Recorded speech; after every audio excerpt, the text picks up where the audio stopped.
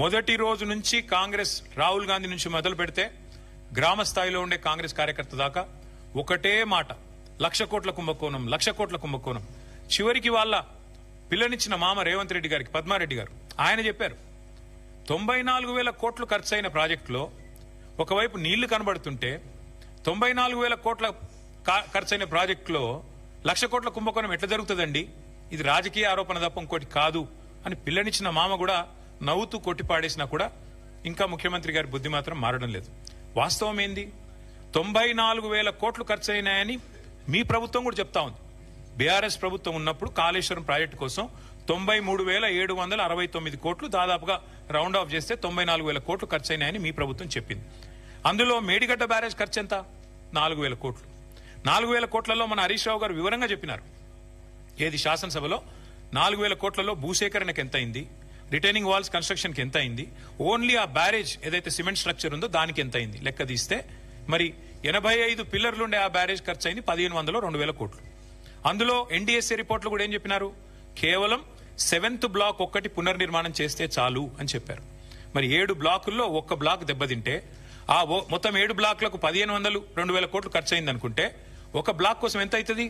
250 300 కోట్లు ఖర్చు అవుతుంది. ఆ 250 300 కోట్లు కూడా ఒక్క రూపాయి కూడా ప్రభుత్వం పెట్టే అవసరం లేదు, ఒక్క రూపాయి కూడా ప్రజల సొమ్ము వృధా చేసే అవసరం లేదు. ఆ ఏజెన్సీయే నేను కడతానంటూ ముందుకొచ్చింది.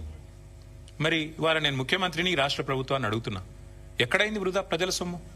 ఆ ఏజెన్సీ మళ్ళీ తిరిగి పునర్నిర్మాణం చేస్తానంటుంటే 2 ఏళ్లుగా దాన్ని పండబెట్టింది మీరు, పడావబెట్టింది మీరు, కిందికి నీళ్లను తీసుకుపోయి బనకచర్ల కట్టుకోవడానికి ఫెసిలిటేట్ చేస్తున్నది మీరు. ఒక్క రూపాయి ప్రజా సొమ్ము కూడా దుర్వినియోగం కాలేదు అని మొదటి నుంచి మేము చెప్తున్న మాట ఇవాళ మళ్ళొక్కసారి రుజువు అవుతా ఉంది.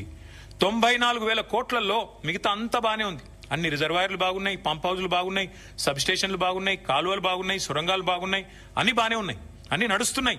వాళ్ళ నీళ్లు పరవలు దుంకుతున్నాయి. మా వాళ్ళు నిన్నగాక మొన్న అక్కడ పోయి జలాభిషేకాలు కూడా చేసినారు. ఇవన్నీ ఇట్లా ఉంటే 94,000 కోట్లలో 250 కోట్లు మళ్ళీ నష్టం జరిగితే దాన్ని ఆ ఏజెన్సీయే పెట్టుకుంటానని ముందుకొస్తే ఇవాళ 1,00,000 కోట్ల కుంభకోణం అని అబద్దాలు ప్రచారం చేసినందుకు ముఖ్యమంత్రి రేవంత్ రెడ్డి గారు, కాంగ్రెస్ పార్టీ ముక్కు నేలకు రాసి ఈ రాష్ట్ర ప్రజలకు క్షమాపణ చెప్పాలి.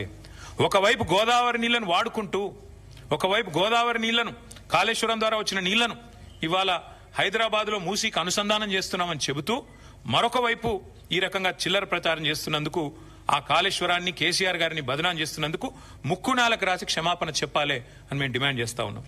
దీని వెనకాల ఇంకొక ముఖ్యమైన కుంభకోణం కూడా ఉంది. ఇదేదో కొత్త ప్రాజెక్ట్ కాదు. This paper is from 18th May 2023, 18 మే 2023. ఇందులో ఏం రాసిందండి? భాగ్యనగరంలో గలగల గోదావరి.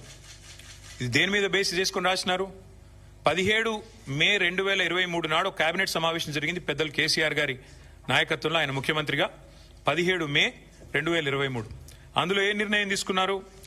భాగ్యనగరానికి, ఆ రోజు మూసీ ప్రాజెక్టు చైర్మన్ గా పెద్దలు సుధీర్ రెడ్డి గారు, ఎల్బీ నగర్ ఎమ్మెల్యే గారు ఉన్నారు. ఆ రోజు ఏ నిర్ణయం తీసుకున్నామంటే కేవలం 1,100 కోట్ల ఖర్చుతో, కేవలం 1,100 కోట్ల ఖర్చుతో కాళేశ్వరం